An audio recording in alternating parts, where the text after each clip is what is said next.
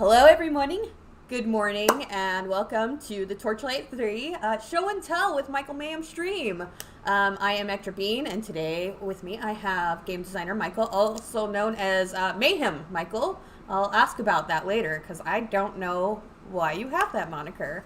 And today we're going to check out some of the crazier player builds that we've received. I asked in Discord for a bunch of people to send us some stuff, so we've got some good stuff that we're going to start with there first. We'll chat about the legendarium. We got some questions about affixes and weapons and things like that, and maybe some of the favorite weapons found in game. But first, I'm going to start with that question. I have to know why your moniker is Mayhem. What is the nickname? I haven't heard the story. Why are you known as Mayhem? And what kind of mayhem is it? So it started as just a random online handle I picked way back. I originally did it with City of Heroes way back in the day.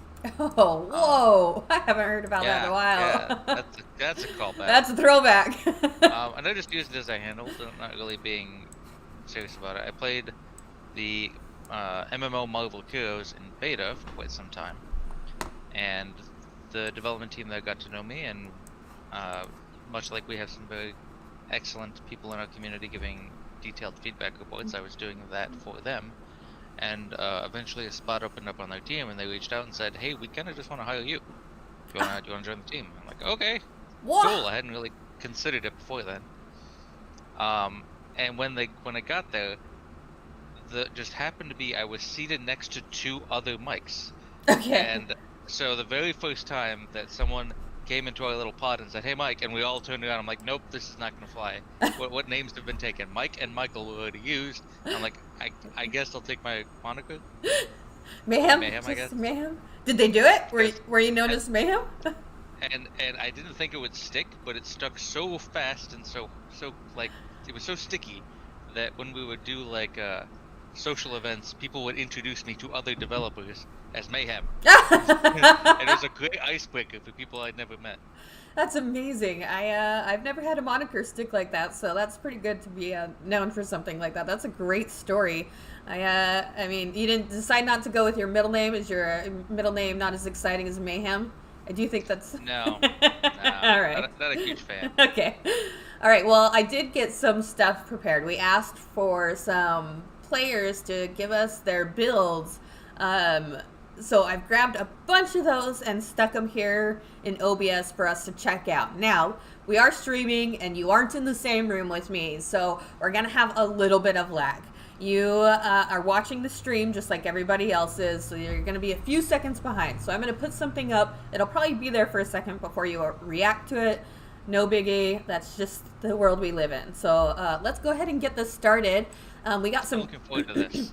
We got some great submissions. I'm going to have you, pretty much take over and tell me what I'm looking at, because there are some classes, some builds, some affixes and whatnot that I am just not familiar with. So go crazy, explore, explain, and let me know what is really cool about this. So we're going to start out with Husky. Husky sent me a few screenshots of their build. So here is their first screenshot. You tell me when to go to the next screenshot for Husky and tell us what we're looking at here. Alright. Now for the great delay. Oh, you know, I actually forgot. I have to actually help on this because I got a transition, so part of this is my fault. There we go. Let me see when that is popping up. I'm looking at it. We've got a sharpshooter. Okay, so looks like he is maxing out one sharpshooter skill. I don't know why Reload's tooltip is up if he's trying to tell me something there. Using Blood Drinker on the bar, which is surprising for a sharpshooter. I don't see a lot of people doing that. No slotted reload though, but he's using a sword. Wait, is this a melee sharpshooter build? He's actually got basic sword attacks slotted. That is interesting. I rarely see that. I actually did that the other day. It was kind of fun just to be able to put up whatever weapon hopped into me, because I ended up having a life bound that just fell off. So I was like, well, great, I just picked up this blue sword, so better than nothing. And not a lot of people are playing Scattershot as well, which I'm pretty sure that's the icon for Scattershot. I'm curious what this looks like, a melee or like mid-range sharpshooter build. is what I'm guessing this is. No ghost. No, 6 points in ghost visage. Okay, so he's very defensive. Can dodge attacks easily. And then lots of. I'm surprised no points in scout. I feel like the legendarium is going to reveal that this is like a basic attack focused build, maybe. Okay. Or possibly using the scatter shot legendary, which again I think I've ever seen anyone use that yet. Blood Drinker is a really interesting choice. I don't think I see almost every sharpshooter using Bane or Cold Heart. Oh, I love Cold Heart as my sharpshooter. I mean, that's where I'm all about. I get that. Yeah, it's so easy to kite things when you can slow. Yeah, absolutely. And I love the frozen effect. It is feeling so good. Okay, he's got 3 pieces of, looks like the sharpshooter is class set. Shoulders is gonna be, oh man. Now it's gonna be the time where I reveal I don't actually know which affix is to which slot sometimes. Since we built the whole set and then somebody else stuck the pieces with. So I think the shoulders is the on Relic skill activation. Oh, that one's so good. That one's fun. And okay, so far this is like a mid-range scatter shot melee build. Does he have the legendarium? Because I'm suspecting there's a basic attack in there. We'll see. They didn't. I might be totally wrong. They didn't pass that one on. We're actually gonna go next to Tractor, who gave us a video of theirs. Yeah, so we gotta ask Husky for more of their build information. Maybe they can send some of that in chat. Yeah, I really like that idea of mid-range / melee sharpshooter because it's so against what the class kind of tells you should be doing. And it takes a lot of effort to like figure out how to make that kind of build work. But I like the fact that we have the ability to. Alright, so now this person is loading in their Dusk Mage build. They sent us a video. I believe, if I recall right, this is an entropy build. But they were very proud of this, and I thought that would be a fun one to show. Entropy builds are always fun. They're always just chaos. I'm guessing it is, yeah, this is a pretty typical... Well, no, he's using Absolver. Look at that. I thought Absolver would never get used. I thought we needed a buff Absolver. I'm impressed. Wait, what's going on here? Why is he... I will say this build is not going to last very long. he has 0% cooldown on the Relic skill. That is not a thing we're going to be keeping out. Whoa! Okay. Can you rewind that video? Okay, yep, we'll start it again. He was dealing, like, expected to low damage, and then the guy just, like, died instantly. Alright, you ready? Alright, I'm playing it again. I couldn't even tell what was the key to the build. What hit him so hard? Alright, Tractor, this is your build. If you're watching, send us details in chat. Tracker says he's got some other builds too. I will say the 0%, 100% Relic skill cooldown is a thing we're gonna hit. You're not gonna be able to do that. Sorry, guys. You shouldn't be able to remove the cooldown on any skill. Reduce, yes. Remove, no. Okay, so there's a long time of setup here where you spam the glaciers, and then that's obviously gonna lock him in place because you've got like 3 collision boxes on top of him. And then something happens where all of his health just goes bye-bye. Oh, it's entropy. He's passing entropy right through him with the big cooldown. Okay, so entropy's got the big cooldown, and he set up all the things needed to lock him in place, so that entropy dealt the most damage possible, and then passed it right through him. Yeah, I think this will be hit pretty hard once Glacier gets once the Relic skill cooldown gets the nerf back, because you won't be able to lock him in place so easily. Sorry, Tractor. Sorry to disappoint, but really fun video. It'll still be very good. Entropy is a very powerful skill. And this is why we're showing these things. These are fun. There's some things that you couldn't have predicted to happen unless you're in early access and people just get to try all the things. All right, we're gonna move on to Deryoxide. Deryoxide just gave us one screenshot. I just realized there was also Dug Spears with bonus vulnerability and Consecration, I think with bonus damage. So that is 100% I set them up and throw an entropy at them and they die build. Like everything is building up entropy.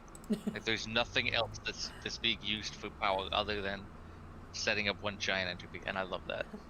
Now, this screenshot that I'm showing wasn't actually sent to us, but I just stole it because I thought it was very pretty.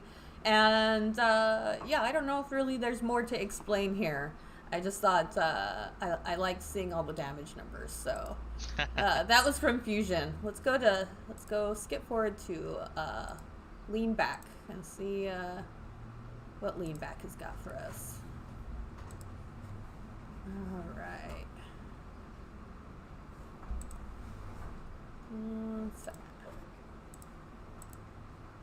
All right, so this one's a little bit on scrolling because it was a really long image. So okay, and 10 points in Radiant Blast. I like that. I love Radiant Blast. Looks like a lot of synergy points, a lot of 3-pointers. So that means getting your stats really, really high in like exchange for not focusing on a lot of different skills, but instead just using your skill points as like stat points. This is totally a thing you can do. Of course, Brilliant Herald, if you're going to do that, you might as well rock with Brilliant Herald. So now it does a ton of damage. So this is just like a big nuke. It turns Radiant Blast into... It takes it away from being a utility skill that's about clearing enemies and kind of exploding them together to just, I'm just going to drop a giant nuke light blast on top of them. But what else does he have? I'm guessing at least one other... No, he's gone full synergy. Just 3-pointers all over the place. So he's just racking up his stats as high as possible in order to maximize Radiant Blast's damage. I mean, why not a Molten Reach for area? Why not? Molten Reach is so fun. Entropy gains twice as many projectiles and an 8-second cooldown. Wow, that's pretty cool. Nice. Alright, so that one is from... Let's see, that was Leanback's. And Leanback actually gave us a video too, so let's go ahead and take a look at that one. I'm gonna guess this is probably still in the bugged Radiant Blast area where it's gaining twice the benefits from stats. It could be, but that's fun to see. It's very apparent if it hits enemies for like, 300, 400, and then Radiant Blast hits for 8,000, then yeah, it's the bug version. Alright. It has been fixed. I just don't know if it's been deployed to players yet. I think that one might be that one. Let's see if we can show it one more time. If it'll let us show it. Maybe not. Alright, we'll go on to Tractor. Alright, this is what Tractor has got for us. Let me pull down all these things a little bit. Oh yes, there were 2 screenshots here. Let me pull this. Oh.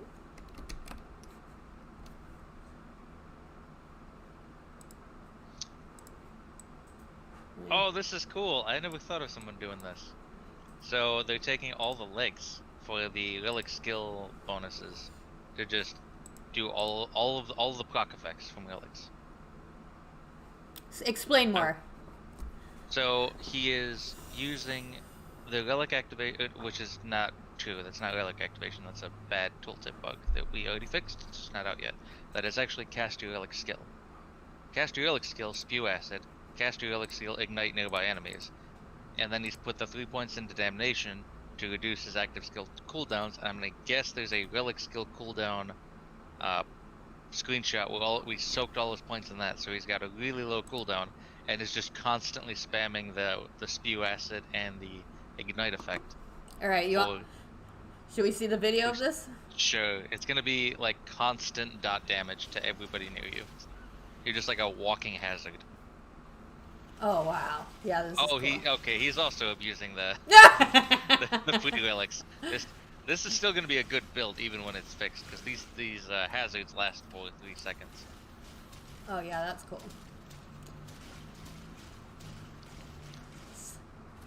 This is also Old Bane.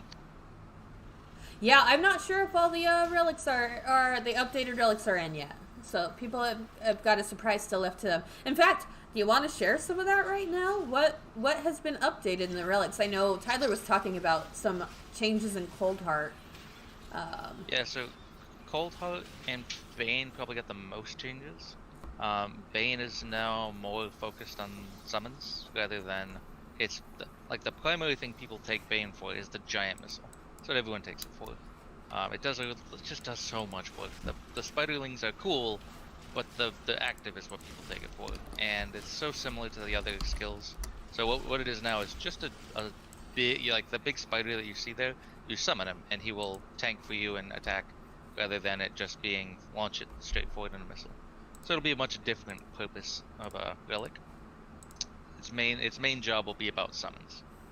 And Cold Heart's active skill is changing from the glacier that has some pretty funky collision issues, and it's really kind of busted when you reduce its cooldown. We're changing that to like a fan of icicles that is a much more reliable way of chilling and slowing enemies. Nice. It's also really fun to use. It's just a really very visually appealing skill. Oh, that's so good because, you know, I'm a Cold Heart fan, so I'm excited to see what that looks like. I haven't gone onto the dev build to check it out, but maybe I need to take a peek today. All right, so right now we've got these screenshots from Static, and he sent us a lot, or they sent us a lot. So let us know, take us through these screenshots, and let us know what you see. Well, so far nothing is screaming out. He's got a couple legendary items. Got a pretty decent bleed chance. That might just be from his bow. Looks like 6 points in reload, which is a little surprising with the skill loadout on his bow. I don't think his skill loadout would really burn that much ammo. Oh, that's the 3-shot one. That does burn ammo pretty quick. Okay, I got it. So this is he's using it for the cooldown reset more than he is anything else. So this is actually with my favorite build on the sharpshooter he's replicated, which is the summon as many giant goose birds as possible. Just non-stop using as many of those as you can. So it's like goose, 3 shots to get the 3 procs, and then reload, goose, get the 3 shots, and then usually you can get another 3. Like you usually get like 9 shots with the rotation if you do it properly. And then usually you only maybe 6 to 8 seconds of downtime before it reloads back up, and you can do it all over again. And you just become this almost like magic caster where you're sending these like firebirds out constantly. I have not actually put a single point into Goose. I got so distracted by the rat ball and the goblins and Shasta. I need to try the Goose and see, because that sounds like just like a hoop. It is so much fun. All right, let's see what they got. It's also extremely good at area clearing in the big open zones, like some of the goblin areas.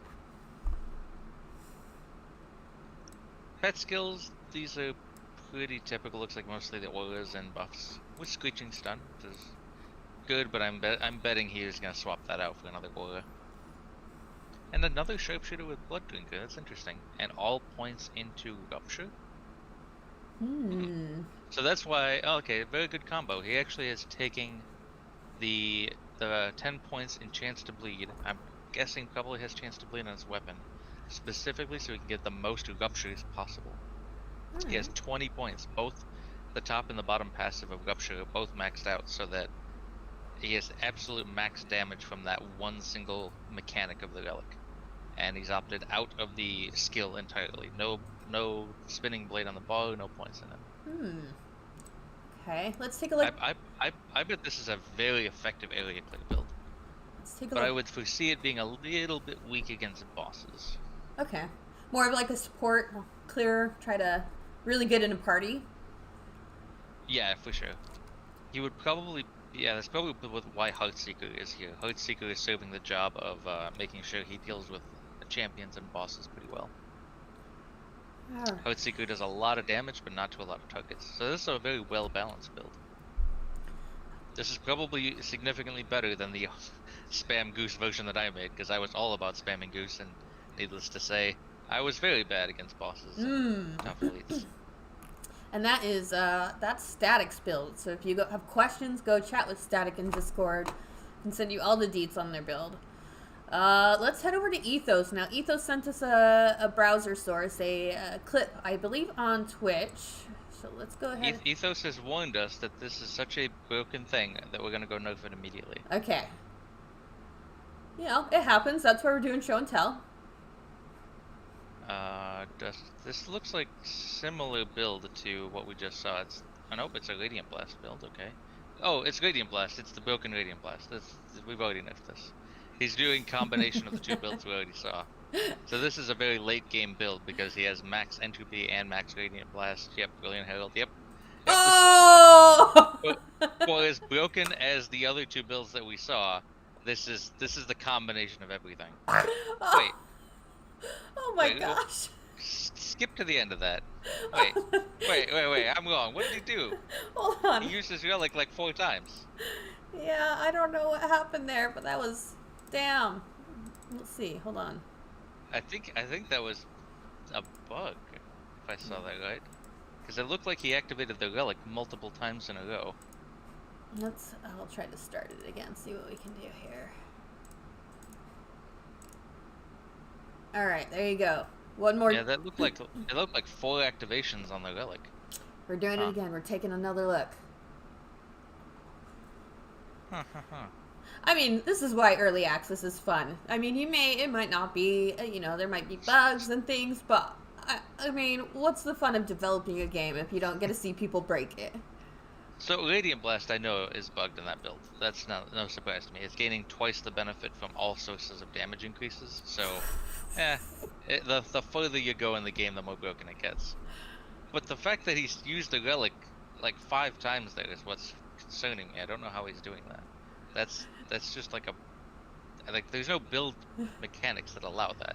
It's just a bug. All right, Ethos, come chat with Michael. Let him know. Yeah. Let him know your build. Tell me the secret of how you activated that so many times. All right, let's head over to Silverius also gave us a video. Let's see how that. Showing us their build. We'll watch it a couple times. You can take us through it. Oh, okay, so it sounds like this is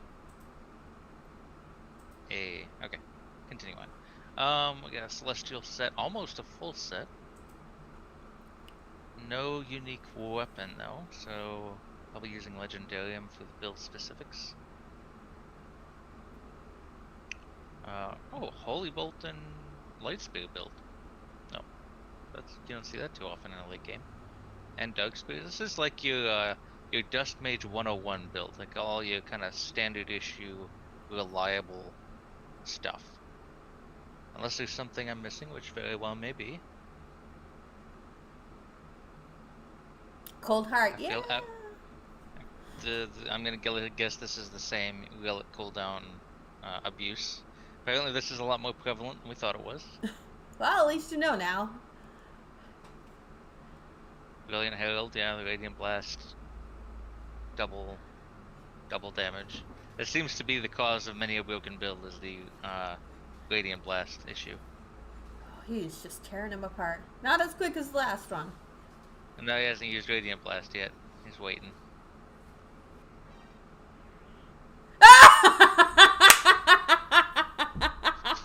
Yep. That's what I was waiting for. So that's definitely abusing the bug to as much as possible. Dark Spears for the vulnerability, Holy Bolt to increase holy damage, everything that can make Radiant Blast bigger. And I think that one was by Struck or Silverius. Sorry. Yep, Silverius. All right, so that's what we got. See, that's the thing about an early access game. Once that kind of exploit is out in the world, it's gonna get used. Of course. It is already fixed. We've already done it. Already addressed it. We just need to get that out in the world. All right. So actually, before we go in and do any sort of gameplay, I'm actually just gonna hang out here and put my take out my UI so you don't see anyway. And I've got some QA questions for you that we had some people submit. And that I had some questions for myself for you, Michael. So let's go ahead and get started with some of those first before we actually dive in. And I might play a little bit while you're answering. But feel free to just chat about anything that comes up. And yeah. So Jesterly first wants to know, are we going to have more mayhem affixes? I would love to. I mean, there are more that will be added just in the ones that are not currently enabled in the early access build, in terms of like when you get the Radiant Blast fix, you'll also I think get 2 or 3 more turned on.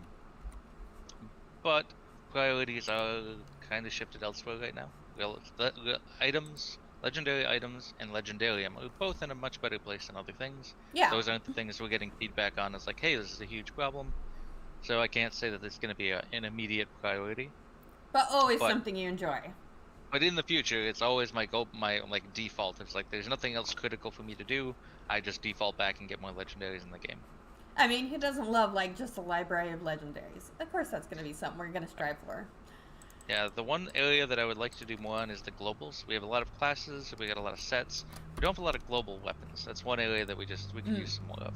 Okay. And there's like 10 or 12 of them that are in the works that just haven't been finished yet. And to be clear, when you're talking about like other priorities, it's all the feedback we've received from early access. So there are some things that, I mean, we're just gonna take the community what they want. I mean, they've already talked about making the overlay map be something that people can keep up and permanent. So there's a lot of things. We're going through all of the feedback, all of the bugs, and we're just trying to take it in and work on it. And right now, we're internalizing it as a team. So I'm sure you'll have more details about that and stuff later, but we don't have specifics at the moment. So Tractor wants to know, are we going to get a rare legendary affixes that can be applied when crafting? Legendary affixes that can be applied when crafting. I don't quite understand what he means by that. Like legendary enchantments? That's really the only crafting we have currently. Maybe they just meant for the rare and the lower. Tractor, do you have more clarity on that? I mean, we could probably get some legendary enchantments. That's not a system I'm really involved with, so I don't know the details. But I'm sure we could probably integrate it somehow. Fair play. Okay, what about this one? Would it be possible to combine the legendarium entries for forged automation set pieces with the leg entries for the other classes so that we don't have to farm specifically for forged items when all the other classes can share the legendarium for that part? No, that is not an intended thing right now. The class item should only be able to be used by that class. So, that is, if he's talking about the Woodsby set, that is supposed to be global, and we just need to get a better version of that working. Okay. So, I think that's actually what he's talking about. Is that the hatch and the locomotion are different for Forge than the other classes, but the legendarium, hopefully soon, will ignore all that. It's just if you have it for one, you'll have it for everybody. Tractor also wants to know, do weapons and slower attack speeds have higher weapon damage ranges? I noticed that the auto attack damage and the weapon damage are separate values, but I wasn't sure if that was linear with attack speed, since attack speed isn't listed on the tooltip.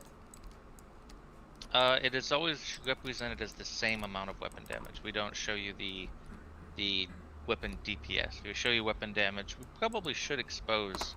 That's a good task for me to write. That we should expose the attack speed on the tooltip. That's a pretty easy thing to do. All right. Yeah, right. Oh, I died. Well, I wasn't paying attention. That's what I get. You haven't yet. To me, you can still get out of there. Oh, no, you've died. I died. I was looking at questions. All right, one more from Tractor. Can we get clarification on what percentage affixes are additive and which ones are multiplicative? If possible, could the verbiage of the affix text itself make itself clear? Oh, well, that's simple. Almost all of them are additive. We don't have really a lot of multiplicative stats. There's very, very few in the game. I believe we always use the term multiplier when we have multiplicative stats. So one example is Forged Rapid Fire as a multiplicative because it's the reward for continuing to use that skill over and over again. If it was additive, the higher your damage stat got, the worse the buff would get. We don't want that. It should always kind of be the same. So that one is a multiplicative buff. But I don't think really any items give multiplicative things. It's very rare. Okay. It's only in places like that where we're specifically trying to reward a multiplier in exchange for some sort of gameplay that we're asking the player to do. I'm gonna grab one for chat because I'm sure you'll know this one. Is there a difference between legendary, unique, and elite mobs? Does any one of them have a higher drop rate for items, higher toughness, or anything like that? There are differences that I don't know about the drop rates. I would assume that they do, but they do scale up in toughness. So, let's see if I can remember this. Uniques are the toughest solo mob, I believe. they are the highest tuned, and they have like a special unique name. Elites have just one, there's usually just one of them, and they have affixes that can only spawn on elites. And legendaries are like elites, but they have minions, so they'll have some like bodyguards with them. And then you have the pack elites as well, that are like the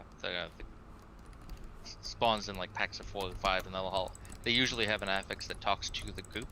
So things like explosive end, yeah. where when one dies, it'll like leave behind a fire orb, and when you kill any of the others, all the fire orbs explode. Yeah. So you wanna stagger out where you kill them, or you're gonna end up with this giant minefield. I absolutely love that mechanic. I've really enjoyed having to like run around my fights to avoid things like that. I think it's been really fun. All right, we have another question from Freestyle. I'm not sure if you'll know this one, but is the enchantment poison chance supposed to be that low? Is like 2 to 3% applied to apply poison, which adds almost nothing. I don't have a great answer. Okay. That doesn't sound right to me. Okay. But I'm not terribly well educated on the specifics and tuning of the enchantment system. Alright. If it is significantly lower than expectations from other similar enchantments of the same tier, then yeah, that's probably just a tuning error. That does sound pretty low. Let's see. We've got 2-ton pull and a Heartseeker chance to cast for free. Does this mean a basic Heartseeker? Let's see. Let's say if it's maxed out at 10, does it do the one that's maxed? Okay, let me read this again. 2-ton pull and the Heartseeker chance to cast for free. Does it just do a basic Heartseeker, or is it, let's say, if I have it maxed out to 10, does it do the one that's maxed? Okay. Yeah, sorry. I got you. That was on So me. the general rule of thumb is if we specify a damage amount, so if we said fire is a Heartseeker that deals 200% weapon damage, that means it's its own unique skill. If we just say fire is a Heartseeker, it should scale with the points that you have in Heartseeker. It should be whatever your level Heartseeker is. And if you're at level 0, then it's a default level 1. Awesome. Here's maybe a question you can answer for Mickley. What do the blue ones in the corner of the pet skills mean? They mean nothing. They're vestigial UI from an old system we need to get rid of. All right, there you go. We may bring it, but we've talked about bringing that system back, because it would be cool. It's just one we cut before, but the UI is still there, which was that you could level up pet skills, I think, by getting multiple copies of the pet. Like if you got another pet with Screeching Stun, you'd get level 2. Oh. We got rid of that because it wasn't, like, back then it just wasn't working out, but we might revive that system in some other way and let you level up pet skills. It's not really like the plan right now. Okay. But the system's there. We just need to like revive it, polish it. But that's where that number comes from. Hey, the more you know. I didn't even know that one, so thank you for answering. We've got quite a few more questions. We got one from Struck. Right now, having 2 set items equipped plus 1 in the legendarium, or vice versa, does not enable the set bonus. Is this a bug that will be getting fixed? And if not, will you consider making it a feature to mix match sets in this way? So this is not a bug. This was the intended design, and it does kind of specify it in a way. Is the tooltip will say, if you have 3 Woods Beast items equipped, here's your bonus. Now the legendarium affixes will gain the bonus if you have 3 Woods Beast items. So if you have the helmet, the shoulders, and the chest equipped in your actual item slots, and you equip the legs and the boots in legendarium, you will get the set bonuses off the legs and the boots. But this isn't the first time I've heard the feedback, so we will consider it. It's just not the way we had designed it to work. The main concern is that if we go that route, is it putting so much pressure on that you're gonna equip 6 pieces of one set, and then your legendarium is just they're tuned so well that there's nothing else that you want to do other than equip 3 items of another set. I don't think we're there, so it's probably something we can consider, but it does kind of limit us in the future. We have to be very careful that armor sets are not completely overthrowing all the other legendarium options if they count for their own set by being in there. So it's definitely a risk. We have to think about it more. So somebody was asking if there's a list posted anywhere about the upcoming changes so that we can look forward to the changes or know what is on the radar currently for being worked on. We got all sorts of communications going out. So you can check Nolts, which is TL3 feedback. I'm sure somebody will throw it into chat or already have. That has a bunch of stuff that we are aware of. We've sent dev responses to, things that we're reviewing, things that are in progress. It's a little bit of a hot mess after the launch, and we've had so many people and so many feedback. So I'll continue to keep updating it there. We also are updating there's a big old state of the game post on Steam itself that you can go back, and it kind of tells you what the content plan for early access is. But we are going to continue to keep putting out state of the games every week that what talks about kind of the current bugs that we're aware of, how we're working through that, some of the feedback that we're taking in and getting implemented, any hot fixes coming up, and we'll continue to update about some of the larger patches and things that are coming up. So, check back all the places. We do have a roadmap. It's a little outdated. That's on me. That's my fault. You can blame me. But I will work to get it updated and more granular than it ever has before so that we can start to track these things as a group. So we're working on it. There are places to go and check. All right. So John Wayne wanted to know, question, are we going to rely less on set items than previous Torchlight games? Oh, interesting. I don't know if I would call that we're doing less or more. It's not really a consideration, so answering that is a little difficult. But I will say there is a desire to do non-set armor pieces in the future. So we might do standalone legendary armors that just aren't part of a set. Nice. So have you had right now we only have sets right now, but there's definitely not a plan that we will only do sets. Are there certain items that you maybe would like, if that happens, that you have thought of or inspire you to go along that direction? Do you have particular ideas for one-off items, armors? Not particularly. Okay. I would say it hasn't been a focus, but perhaps that is something that we could help get the community's help with if and when that is a thing that we decide to do. Yeah, we are definitely looking at doing like a weapon and a legendary item challenge. We are hoping to get that up sometime during early access, if not maybe around launch, but we definitely hope. Speaking of that, I had this question for you later on, but we might as well answer it now. Why don't you take us back through the last community challenge that they did during the testing phase, and that item, what the item is, and when people might see it in game? Oh yeah, because there's so many more people now. A lot of people probably don't know we had a challenge where we let the community design a legendary item. We had some images of assets we hadn't used yet, and so we just showed, I think it was 5 of them, and the community just picked one and said, here's what I think that one should do. And they gave it a cool name and some flavor text, and then they voted on which one should win.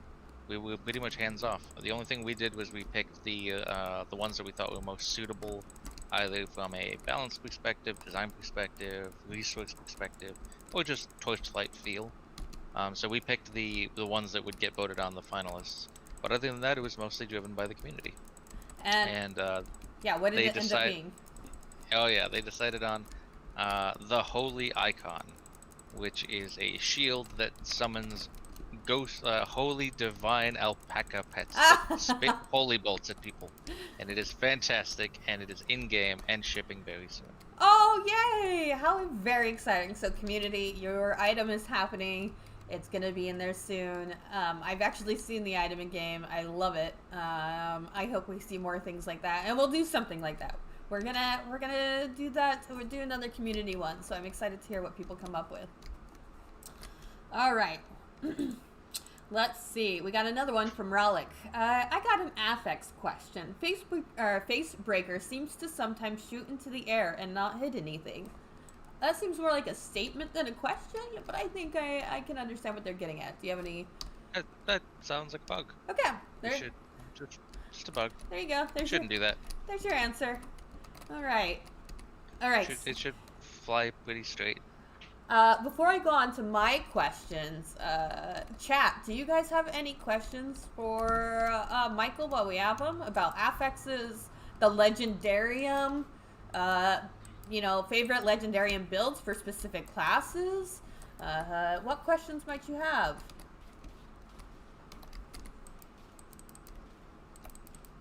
Any key giveaways? We're not gonna do key giveaways on the stream. We might do some creator codes in Discord and stuff, but oh, I don't want to travel right now. But maybe we'll do some like T-shirt or other type things when we can get some things, and maybe give away that, or maybe we can be giving away in-game items. So maybe we can look at doing that, give away some fort props or some resources or gold or something. We can maybe look at doing something that I can poke around and ask and see if that's possible. Any other questions? Let's see. Specifically, what numbers will the train turrets be buffed to? I don't know if we have that. I never give specifics to that degree Yeah, until we finalized it, tested it, but it has been very clear the auto turret can get some love. What about our that's from N-Cross. Yeah, N-Cross and I talked about that. So it is gonna happen N-Cross. I don't have the final number for you. Are some legendaries not supposed to be having an affix that can be put into legendariums? There are 3 that I'm aware of that shipped that were bugged that couldn't be put in legendarium. Those will be fixed. Those are fixed in, I would assume, the next update. There shouldn't be any. All legendaries should exist in legendarium. Are there any thoughts Mayhem can share on considering removal of skill tiers in skill trees, since they are meant to be of equal power? I don't quite understand skill tiers. Are you talking about the milestones? Yeah. Or the fact that you don't unlock them Decepticat. in future levels. Decepticats, give us some more information on what your question is, and we'll try to answer that. Let's see. Will there be more item affixes like lifesteal, movement speed, and minion health? We are doing some of those right now. We do minion damage is one that's being worked on right now. Movement speed we do have. We just don't use it. We use it very reluctantly because too much movement speed in the game just breaks. And it doesn't feel good. Like, our movement is not meant to go that fast. We originally had more movement speed, and it wasn't the fact that it was game breaking in terms of tuning. It was just not fun. Like, our movement's not meant to go that quickly. Things like, the acceleration rate of players doesn't feel good at certain speeds. Combat is not well supported for it. Minion health, I don't think is something that would be that useful. Maybe I'm wrong. I don't know. It doesn't feel like minions die all that terribly often. If you want to add feedback, you can always go over to our support center, which is Nolt, and throw your feedback and ideas there. We did have a question of, can all legendaries drop anywhere? Are they specific to certain areas? Oh, they definitely are. There's some that are specific to areas, some that are specific to classes. There are none that are specific to any particular boss, I don't think. But there are some that are. I don't think you can get the Woodspeed set anywhere outside of the Goblin Act, the first act. So outside of that, I don't think you can. Do you know this one? Are legendary pets specific to a boss? That I don't. I wouldn't expect so, considering the philosophy. I don't think so. I didn't think they were, but I could be wrong. Okay. Let's see what else. I'm trying to get back to Decepticats, who was talking about. Oh yes, go ahead. Was talking about unlock level, like why is Shadow Step 2.5 and Luminous Gun is 2.4.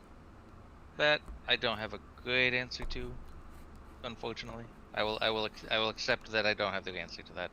Mostly because I am not in that I'm not the designer for that. I don't know the philosophy that went into those decisions. Although I know they were heavily authored and reviewed by Tyler and the other designers. I just was busy with Legendarium at the time, so I don't have the philosophy to share, sadly. Alright, so I have some questions for you. I want to know what your favorite affix and legendary weapon is. Whether it was designing it, whether it's using it. Maybe you have one for each of those ideas. Maybe you had one that you thought was fun to design and one that's fun to use. What's your personal favorite? That's got to be the Scroll of Wonder. Okay. Or the Egg of Wonder, as it's known. It's so good. I do like it. It's actually not that good. It's probably, I mean, once the Relic skills get fixed to not be so abusable, it'll probably not be that good. Right now, it's amazing, but anything that is random, people tend to not to have, a great time with. But there's a certain audience for it, and I'm part of that audience. I just love having weird random effects happen. I also am a big fan of that. I don't know. I love that stuff. I think that's great. Okay. Can you tell us a little bit about your, oh, we already did the community affects one. I skipped that one, so we'll just skip that one. How did you originally get into design? I know you talked about how you kind of became involved into the, industry, but were there specifics of how you did that? How did you get involved to the community, and what were you doing to get the developers' attention to swing you into the industry? Like I said, for me, it was kind of just fell into it. I didn't plan on being a game developer. I didn't really even think of it as a career path.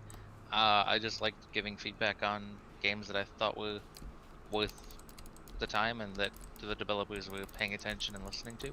And I thought the Gazillion team was doing a great job of that. And before that, I was just really into modding. So I was sort of a game developer without realizing I was a game developer.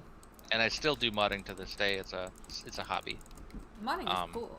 Modding is game development. Yeah. Modding's great. Torchlight has built a thing on modding. I really hope that we will be able to add modding to Torchlight 3 someday. It was one of the bigger modding communities that I remember was Torchlight 2. So between those things, that all landed me as a greenhorn designer on the team at Gazillion, and it just kind of grew from there. Realized it was something that I was able to do, I was good at, and could make a career out of it. And what do you recommend for people who are interested in getting game design? Are there tips, books, people to follow? Anything you might suggest for people just getting started or who want to get started? So I've heard that question a lot, and I feel like my experience is not the average one, so I can't say, oh, do what I did and give feedback on a game. I don't think that's a great way to get in. I don't know, Michael. I came from the community too. Like, I came from forums. I mean, I think... As someone who did a lot of reviewing of hires, the best thing for me was, did you make something? Like, show me what you built. I don't care if it's got the worst art in the world. Just show me what you designed. Show me something cool. That to me is the most important thing on a resume. Is something that you just thought of and then decided to go make. And I don't think there's anything better than that. And colleges give a lot of that. A lot of, like, the universities out there offering game design courses are a lot of building stuff, which is good. But you don't need it. You don't need to do that. Unreal is free. We use Unreal. There's no excuse if you're interested to not just go learn it.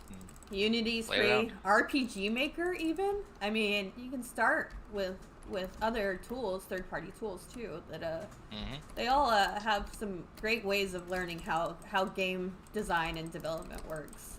And there's a lot of free resources and platforms out there. There's all sorts. You got Congregate and Itch.io and all sorts of places to kind of test your game design skills. Let's pretend you can make a few silly affixes today, right now, here in existence while I was playing. Anything that you wanted, but they don't bring anything to your character. They're not going to make it more powerful. They're not going to add anything to your stats. What zany ideas... Now, I'm thinking, like, maybe something that every time you do a critical hit, it does, like, a thing of confetti. Or something like that. What type of zany affixes would you maybe create? I mean, that's gotta be, like a chance to transform into Yappu, right? Oh! Clearly. That's solid. That's the obvious one. It's just the idol of Yappu, and you just become him. Oh, do you get to start attacking people? That'd be fun. Unfortunately, all of our animations would break, and there would be a horrible experience. We'd have to be like, the moment you attack somebody, you pop out of it, and you're back to normal. But it's fun. Fox says, deep fry yourself. I love it. But fun to think of. I always enjoyed little mechanics like that make you laugh whenever something happens. So I thought I'd ask to see what would make you laugh, and I could get behind the Yapper transformation. Maybe one where, like, Kennick just follows you around insulting enemies and drinking. That's like a escort quest where that's Yeah, all he does. he's like your hype man. I'd It's be like okay with your that. herald, your bugger. Ooh, maybe something that just has. Oh, you gotta have something about alpacas too, right? Like. Oh, well, can I ever beat the holy icon? I don't think I can. Oh, that's true. Holy Fair icon's play. too good. It's gonna be real good, but nobody's seen it yet. So, all right, we'll take some more questions. Any more questions from the crowd here? Let's see what we got. Ever consider PvP? PvP is really hard to balance in an ARPG. I'm sure it was considered. I mean, I can give my opinions on that. I came from an action RPG where we tried and failed, and kind of the lesson learned there, and the Diablo learned the same lesson. So when you build a good PvP game, you start it as a PvP game, and then you add PvE later if you want to. Fair play. That's kind of like the when you build your back end and how your code operates. There's just certain things you're gonna do in a PvP game to make it good and enjoyable. Yeah. And you really need a PvP game to be balanced, or people are just going to not enjoy it. It's not going to be fun. It's going to be overpowered. Any other questions, people?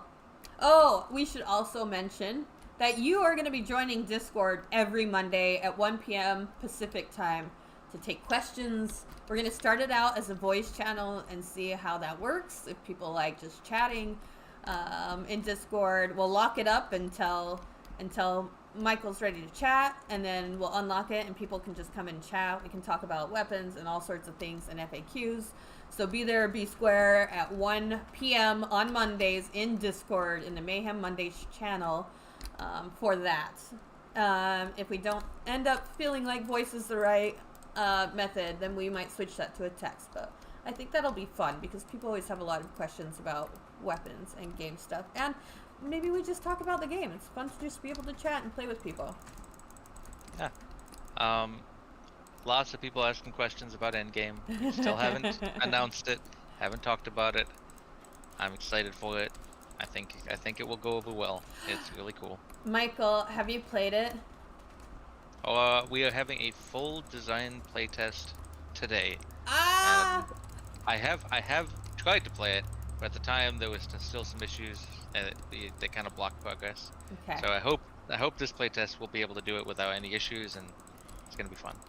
I would like to have some sort of sneak peek of that so that I can sneak peek it to people. You should send me deets for that, or a screenshot or something. Random off topic. Someone said, "Why does Michael roll his R's the way he does?" And that is that I am not from California. I am not in part of the actor team. I'm remote. I'm in the Midwest, and a lot of us here are what are called non-erotic speakers. Just a random bit of trivia. Oh, interesting. In order to pronounce an R, I have to give it a lot of consideration. I have to really try for it. Otherwise, if I'm just naturally speaking, it doesn't come out at all. It just vanishes. So we have something very interesting in Utah that's very similar to that, where we don't pronounce our T's in the middle of a word. So it's not a mountain; it is a mountain. A mountain, yeah. A mountain. Yeah, we got that too. Yeah. So you just start deleting syllables because you don't do anything. It's the minimum amount that you need to get the message across. It's why would you? I mean, why say many words when one word would do good? It's the whole Office joke. There's a lot of those things. Like I found out that Utah's the only place that calls like pill bugs. I think that like, oh gosh, now I can't even remember what we call them. But what was it? No, we don't call them roly-polies. Somebody else calls them roly-polies. Anyway, everyone talks different. People are saying they call them roly-polies. All right. I think we are getting close to getting ending our stream. So I'm going to go one last call for questions, comments. Maybe we might see a cat someday on Michael, if he's got his cat. I don't want to wake him up, but Michael's got a cat he could share too. Let's see. Will there be crossplay? We haven't chatted much about console specific details yet. So I'm not sure if that's something that we have divulged. Do you know, Michael? I don't think we've announced anything. Okay. Honestly. I don't know if this is gonna work or not, but I've got a cat. Oh, you did bring a cat. Put him up on the screen. Should we? Hold on. Let's get this. Escaping. And what's the kitty's name? That one's Renji. Renji. No rescue. Oh, nice. Not sure where the name comes from, but I rolled with it. Oh, you just kept the name? I tried that with one of my animals one time. It was a puppy. And we gave up, and she just responded to puppy, so that was her name, was Puppy. About events and mod tools. Well, you heard Michael earlier say that mod tools is something that is hoped for. Not currently, we don't have any details or any specific plans or anything at the moment. Will you create a legendary item named after the kitty? Can we get some... I already did. Oh! That's one of the pet collars. It's not after that cat, but against the other one I have, though. And what's the ancient one? What's the item do? The ancient one summons a ghost cat and a ghost dog to go to fight for you. Oh, nice. How cute. And it's the ancient one's collar. We call this one the ancient one sometimes because it's very, very, very old. And there's actually a few little things in there like that in the game, right? Some of the random names that you might see crop up if you're creating a character or a pet name are actual pet names from the Torchlight team. Isn't that right? Yeah, I think so. And think there's little tidbits of there's kind of every game has that. A lot of people don't realize, but a lot of the either random names or just some random NPC. It'll be like someone decided to put their significant other in the game, and it's just a name. Nobody thinks of anything of it, but it feels special to them. And we put some stuff for players in the game too. I'm walking right over to one, but we do absolutely take in feedback. We had one of our mods, Poppy, who was very determined to get a cow in game. So he went to Nults during the closed beta right before we closed it up and said, hey, I want a cow in game. And we made that happen. It might not be the traditional cow that you might see, but this is Poppy's cow right here. Which I believe... Oh yeah, see, Moo, are you happy now? Oh, there is no secret alpaca level. Because there is no secret alpaca level.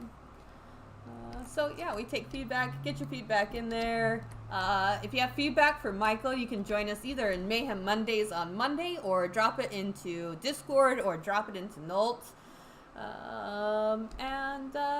Yeah, I think that's good. I think we had a healthy stream. Thank you so much for joining us and answering all the questions and checking out all the builds.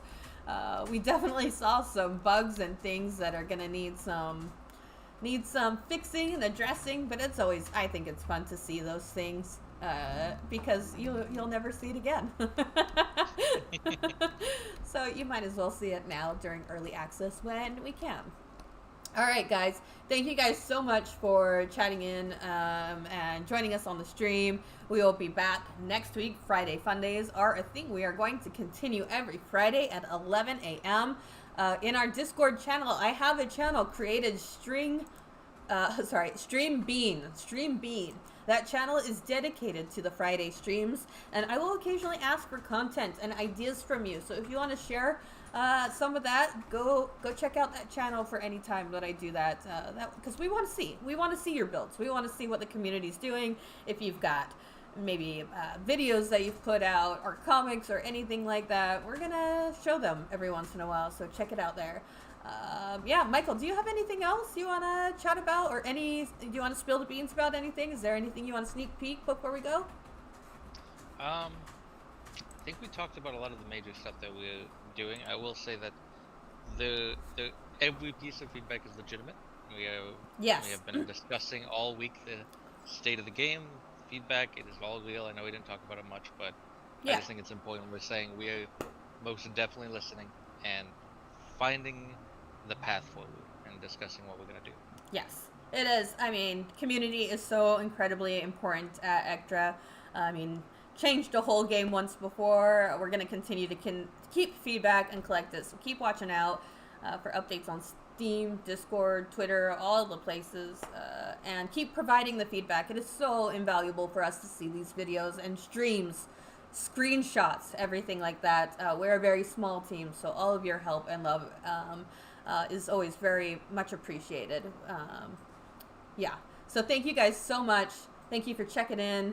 And we'll see you guys next week. Maybe with some endgame hints. You never know. Especially after today's playtest, huh, Michael?